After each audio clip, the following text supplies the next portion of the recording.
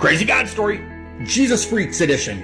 In the late 1940s and into the 1950s, the Russian army occupied Romania. At the time, the Russians were aggressively persecuting Christianity in their own country and other countries. If you were in the Russian military, you were not allowed to practice Christianity. There was a Romanian pastor, Richard Wurmbrand, who began looking for ways to preach the gospel to Russian soldiers.